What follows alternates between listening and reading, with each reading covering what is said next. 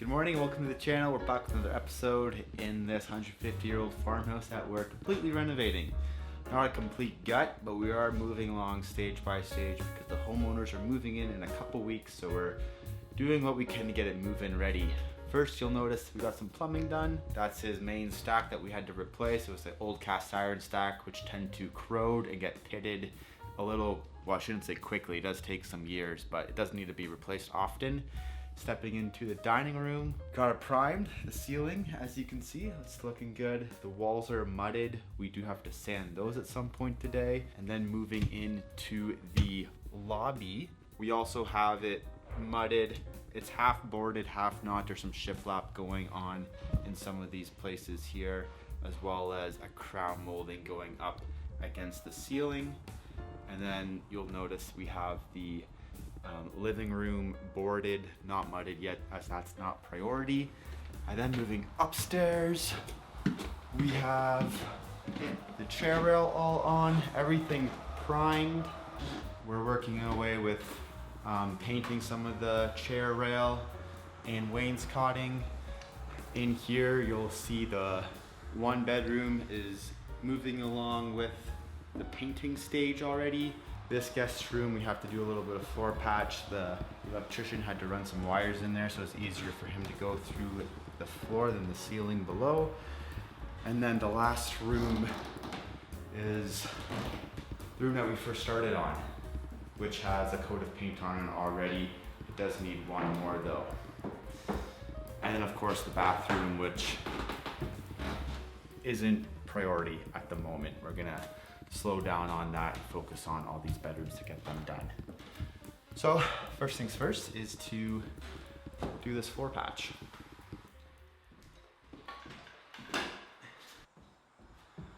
So the plan with this is to measure 16, find my joist that runs here, find my joist that runs here, and cover it with a piece of plywood. Right now, if I just put a piece of plywood on this single joist in the middle, it will teeter a little bit, so it just won't be as structurally sound. To do that, I'm just going to make sure I hit the joist and not something that's scabbed onto the side of it, because there's a lot of that in this place. 7 inches is here. So we're gonna go 7 3/4, so it's on the center of that joist.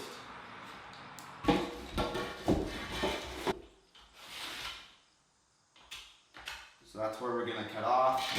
And then on this side, I can see the joist here actually, so I can just mark here and here, and then get my straight edge to run it across to here. And then I'll carry this line off as well if it's not quite cut through, like that.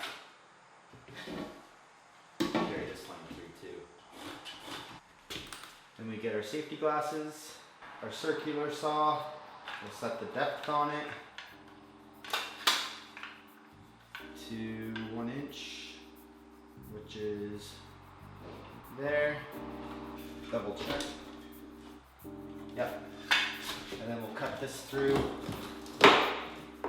Hopefully don't hit any nails.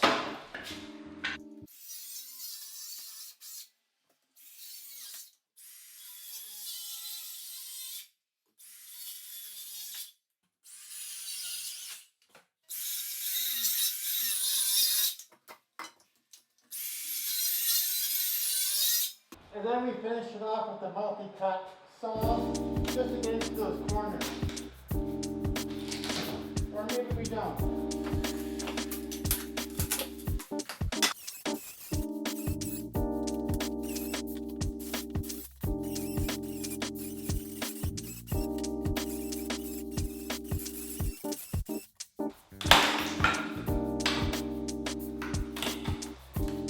I only hit one nail, and that's why it was taking so long. It's because that one nail, I was ripping it in half with my multi-cut, so it took a little bit longer. This one I hit as well, but everything else looks pretty good. Okay, I can measure it up and find some plywood to patch it in. All right, so what I first did was measure up what I needed. It was 1.25 inches for that hardwood floor. I wasn't able to find that, so I'm gonna do it in 2 pieces. We got 1/2 inch aspenite and 3/4 inch plywood. So it will be plenty strong. I'm gonna put the aspenite down first. And that basically is just gonna act as a shim like that. Oops, I'm gonna mark my joist first here. So I can hit that with some screws. And then my 3/4 inch plywood. And that should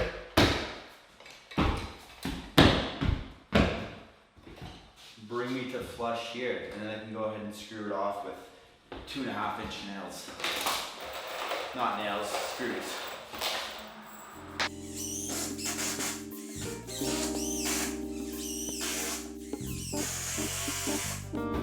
And that's the sound of a dead battery, I think. So I'm gonna go grab a battery and finish screwing this off. Now that we got this floor patch done, there is one other one in the nursery. So over here you can see that I did one here, but there's a circular hole here. So we're gonna deal with that one a little bit differently. So for this patch, we're just gonna use a piece of tin, bit of a heavier gauge, and we're gonna cut a patch to go around it.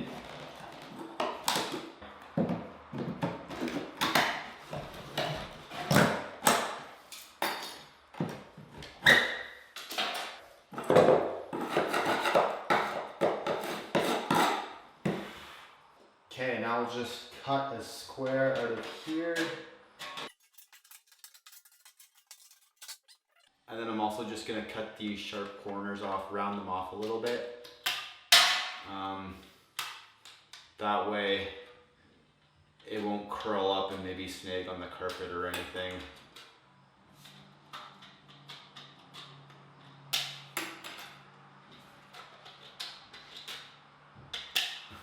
Just like that. I have some concrete board screws. You can see here, they have a bit of a bigger head, and that will mean I can pull this piece of tin tight without curling up the sides or anything weird or pulling through it. So that bigger head acts as a washer. I'm gonna use those to install it, and to get it started, because it's a bit of a thicker gauge steel, I'm gonna just use my nail set and dimple the steel.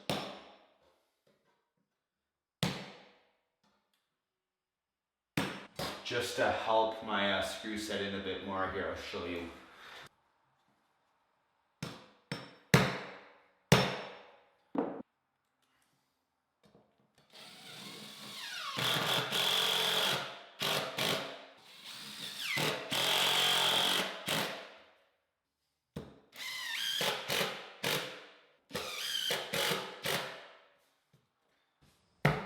Just like that, so none of those edges are curling up. Carpet can go right over top of it.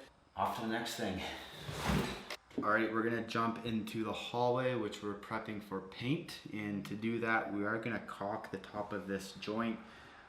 Otherwise it will move and there will be a shadow line that develops. So in order to fix that, we're just gonna caulk it like this.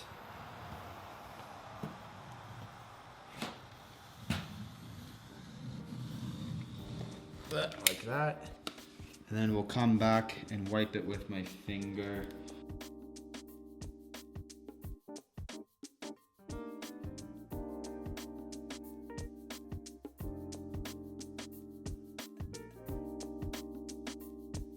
And then for the door casing, same thing, to cover up this shadow line. I'll just put a bead of caulking there and then wipe it clean. And that just really freshens it up and gets rid of that shadow line that was there. Everything right now has been primed, so I like to caulk after the primer's on because it sticks better, the caulking. And we're gonna carry on with that. I'm not gonna record it because there's a lot, but we'll jump on to the next thing after I finish this. I've gone ahead and finished caulking all the trim and tray rail that needs to be done. I'm in this one bedroom, I forget what number it is now. But I've started I've started painting the ceiling. So we're gonna go ahead and continue on in that in here.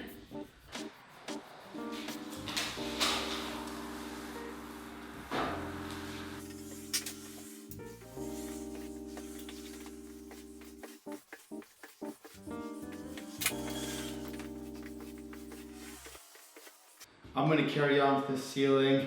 It's pretty self-explanatory. There'll be 2 coats in the ceiling, and then the same paint as the ceiling paint is going to be used as the wainscot paint. It's a little higher quality enamel finish eggshell paint, so it makes it a little easier for the painting stage. But I'm going to carry on with the ceiling, and I'll give you an update when I start the wainscot. Okay, the ceiling is done. That's 1 coat. We will need a second one, but we can move on to the wainscot below. It should be a fairly quick process as well. I'm just going to use my very covered paintbrush. Come into here and just get it. Like that. So quick process, and then I'll go back and roll it out.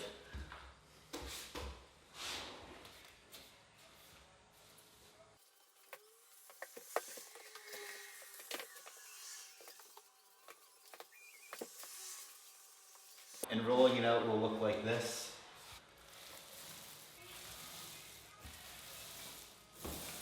So I'm going to carry on doing that to the wainscoting, and that's going to do it for this video. I'll give you an update when it's all done.